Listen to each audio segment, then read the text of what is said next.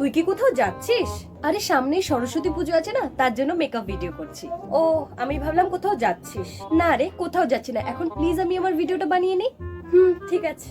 তো প্রথমেই আমি এখানে অ্যাপ্লাই করছি প্রাইমার। এটা সবাই জানে যে মেকআপের আগে প্রাইমার অ্যাপ্লাই করতে হয়, নতুন কিছুই নেই এতে। যাই হোক, তারপর প্রাইমারটা অ্যাপ্লাই করার পর আমি একটু আমার ডার্ক সার্কেল গুলো ঢাকার জন্য অরেঞ্জ কারেক্টার ইউজ করব। রাতে আমি এত ঘুমাই, তারপর যে কি করে আমার এত ডার্ক সার্কেল হয়ে যায় আমি নিজেও বলতে পারি না। যাই হোক, ডার্ক সার্কেলটা ঢাকার পরে এবারে ফেসের কালারটাকেও একটু ঢাকতে হবে। আপাতত আমার কাছে কোনো স্কিন কালারের রং নেই, তার জন্য আমি ফাউন্ডেশনটা দিয়েই আমার স্কিনটা কালার করে নেব। দেখো, এই ফাউন্ডেশনটা হোয়াইট লাগে ঠিকই, বাট এটা একদমই হোয়াইট কালার দেয় না। 1 মিনিট পর এটা পুরো আমার স্কিন কালারের হয়ে যাবে। যাই হোক, ফাউন্ডেশন তো হয়ে গেছে। এবার আমার এই ভোঁতা নাকটাকে একটু না ঠিক করতে হবে। এই তার মানে এটা ভেবো না যে আমি প্লাস্টিক সার্জারি করতে যাব, কারণ প্লাস্টিক সার্জারি করার মতো টাকা আমার কাছে নেই, বিকজ मैं गरीब हूँ।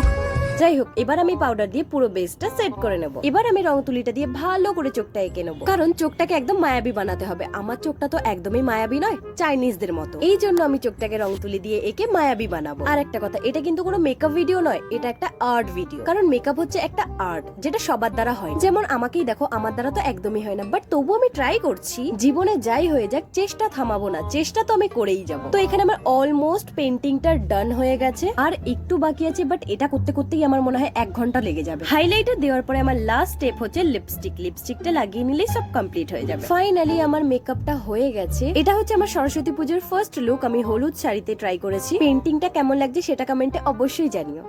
দেখ তো সুন্দর লাগছে কিনা। হ্যাঁ, কিন্তু অতটাও সুন্দর নয়। জীবনে কোনোদিন ভালো বলতে শিখিসনি না, তোকে জিজ্ঞাসা করাটাই আমার বৃথা। যত সব।